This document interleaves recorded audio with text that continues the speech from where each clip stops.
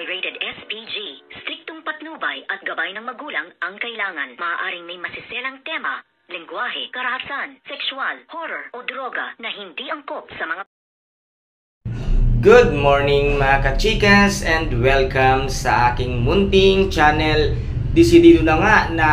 tuluyan na nga diidemanda nitong ngang si Ikit, itong si Angela dahil nais na nga itong pagbayarin sa dinami-dami nga ng mga kasalanang nagawa nitong si Angela dito nga kay Ikit at sa kanyang mga kaibigan nga ng agawin nila ang lupa na pag-aari nga ni Ikit at ng kanyang mga kaibigan at pati na nga rin ang pagpanaw ng kanyang tatay ay mabigyan nga ng hustisya kung kaya't dito ay nagkaroon nga ng bagong kaibigan itong ang si Ikit sa katauhan nga ni Pia na ex-girlfriend nga nitong si Matthew na isa pala itong mahusay na abogada kung kaya't dito ay mismong si Pia na ang siyang nag-volunteer sa kanya na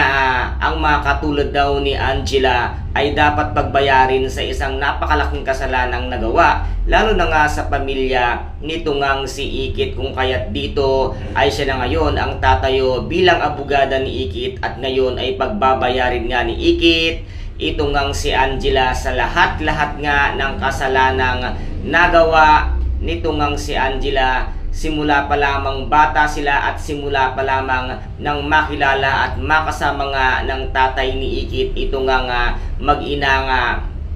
sila Angela at ngayon naman ay makakatakas na nga itong si Mayumi sa katauhan at sa tulong nga ng tauhan nitong si Soraya na habang si Soraya nga ay nakikipag-business partner nga sa negosyo nga nitong sila Mayumi at wala ngang kalam-alam si Soraya na maitatakas at makakatakas na nga itong si Mayumi dahil nga pinangakuan niya na bibigyan ng magandang buhay ang tauhan nga ni Soraya. Kaya napakarami po nating mga dapat abangan dito nga sa Binibining Marikit. Kung nagustuhan po ninyo ang aking videos for today, paki-subscribe na lamang po ng aking channel, paki-like and share para maging update kayo sa lahat ng gagawin kong videos. Maraming salamat po. Ingat, God bless and bye-bye.